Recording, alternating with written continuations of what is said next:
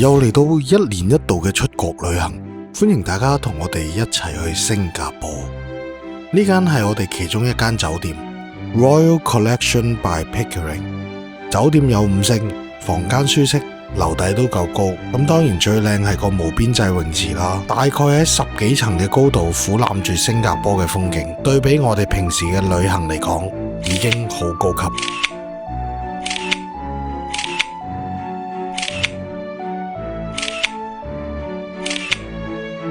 第一站我哋就去新加坡動物園，好神奇地，新加坡竟然冇俾蚊咬，空氣好好，不過就超級熱，平均都有20-30度。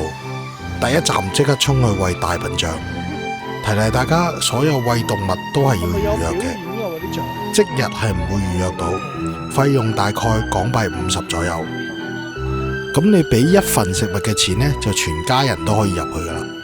動物園裏邊嘅動物就唔係特別多，都會有動物表演嘅。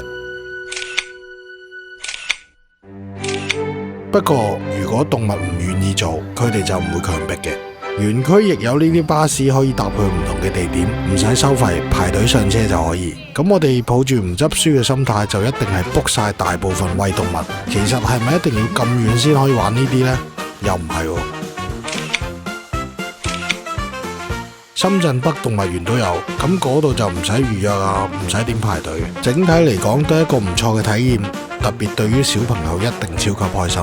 海獅表演呢個位都幾好笑，有啲前排嘅位置係基本上一定會俾人整濕，有啲遊客好搞笑，會帶埋雨褸啦同埋遮啦去坐第一排，咁我哋就由得佢濕就算啦。犀牛我哋真係第一次近距離接觸。低於1.2米嘅小朋友呢，就唔可以餵食嘅，但係可以進入餵食區，始終都有少少危險性，一唔小心呢，成隻手就會伸咗入佢個口噶啦。嚟到我哋第一餐啦，就係松發肉骨茶，大概都要排15分鐘。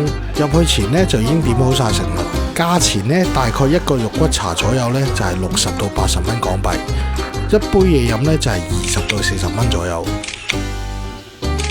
我哋每人1個肉骨茶正常 size， 仲叫咗啲油炸鬼同豬手。豬手呢就麻麻地，肉骨茶就真係有驚喜。我自己就唔中意飲胡椒豬肚湯嘅，但係佢個湯呢，肉味呢就比較濃郁，有啲蒜頭一齊煲呢，香味就增加好多。排骨佢又煮到啱啱好彈牙同埋離咗骨，加埋啲雞飯老抽同埋辣椒醬呢，一齊真係幾正。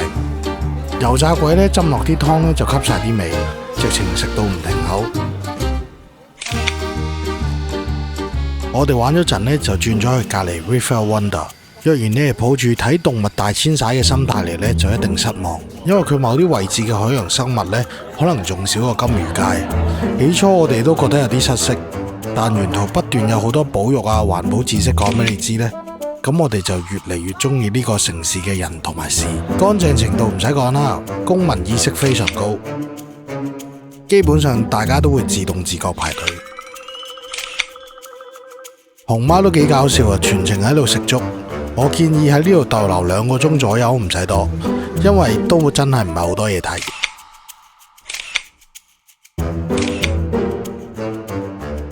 去到劇場呢，佢都係一隻動物咁樣出嚟，最後都係有啲垃圾分類嘅知識傳遞俾我哋。咁大家最緊要都係記得，主要講環保同埋保育嘅。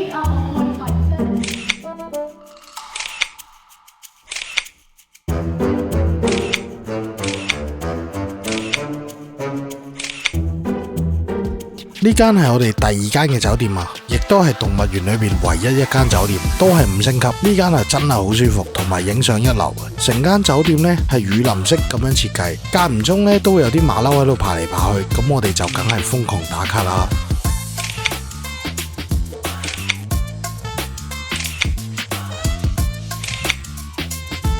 天台都有個無邊際泳池嘅，我建議想影相呢，就朝頭早啲起身。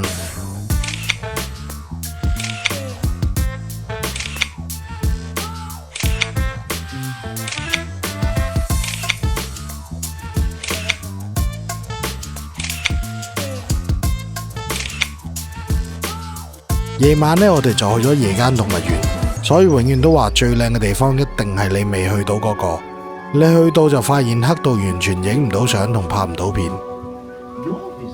全新加坡最好食嘅沙爹同埋炒河粉就係呢個位啦，記得冇錯過啦。佢有一個早餐安排喺動物園入邊食嘅，特色就係可以同時令嘅動物影相。咁我哋就好好彩啦，有變色龍啊、蜥蜴啊、貓頭鷹同埋猩猩。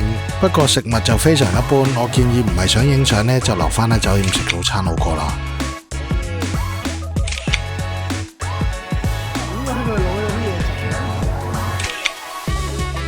呢間酒店好貼心，有啲小朋友嘅玩樂設施，有冷氣同埋室外嘅，所以我都強烈推薦大家一家大細過嚟玩。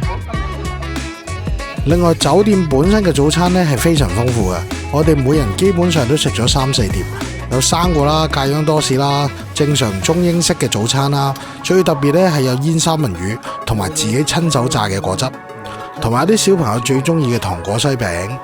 但係要注意呢，酒店範圍係十分荒蕪嘅，叫 Grab 外賣或者 Food Panda 呢係要等差唔多1個鐘呢先會到嘅。動物園嘅早餐呢係送嘅，記得如果唔想同動物影相呢，就留喺酒店食呢個好好食嘅早餐啦。因為動物園個早餐質素呢，連呢度一半質素都冇嘅。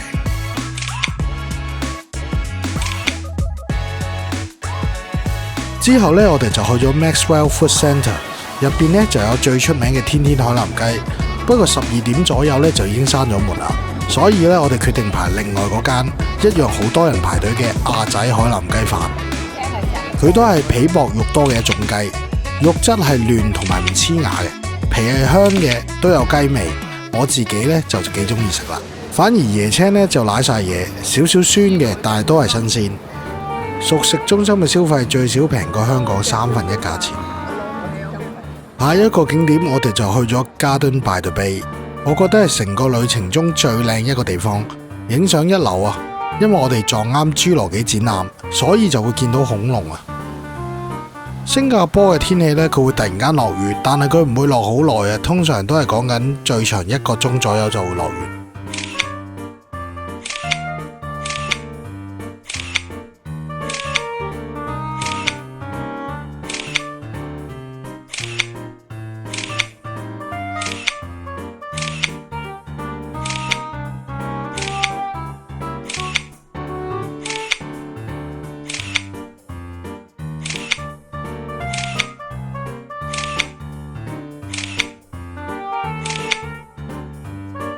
夜晚呢，我哋就去咗老巴薩食飯。可能期望太高關係呢，整體我就覺得一般啦。串燒呢就唔夠動物園好食啊，海南雞都唔夠阿仔好食，炒粉呢亦都唔夠夜間動物園嗰個好食，所以我建議過嚟淺嘗就 OK。呢個價錢就貴過頭先嘅熟食中心少少。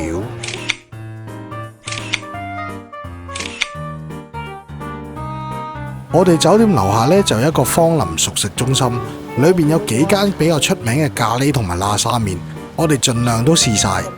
最好食一間呢就叫結雙橋嘅喇沙，同上環嗰間呢喇沙呢其實一樣味，不過上環呢就70幾蚊，佢呢度呢就30幾蚊。新加坡嘅喇沙呢，以前方便啲人食呢就會剪碎晒啲麵，咁你淨係用匙羹筆就可以啊。所以有啲食喇沙嘅地方呢，淨係俾匙羹你嘅啫。另外我哋都買咗肉骨茶，不過佢就係偏馬來西亞味道多啲，藥材味重啲。魚蛋呢，我就好中意啊，有魚味彈牙，最緊要係冇腥味。你睇下吉落去彈翻上嚟就知有幾彈啦。呢個熟食中心係所有之中最平嘅一個啊，港幣20零30蚊一碗麵啊，仲要係真係好食。魚蛋都有少魚味，彈牙好食，佢嗰啲唔腥。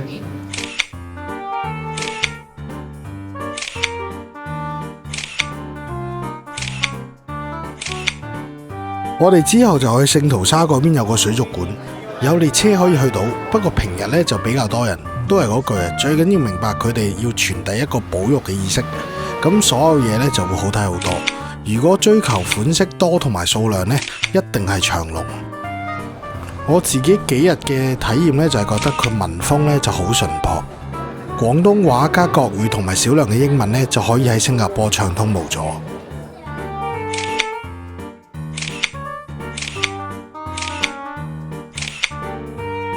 地鐵都好方便，直接拍信用卡就可以啦。的士就超級貴，所以建議大家都係搭交通工具比較好。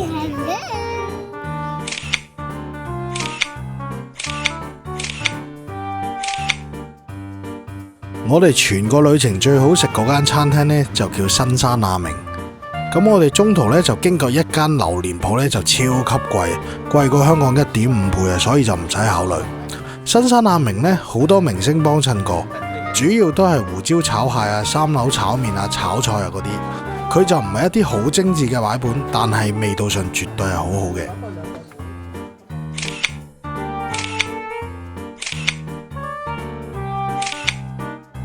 最後嗰日我哋都喺機場度過，因為機場嘅 shopping mall 其實都好大。咁我哋期待下一次旅行啦。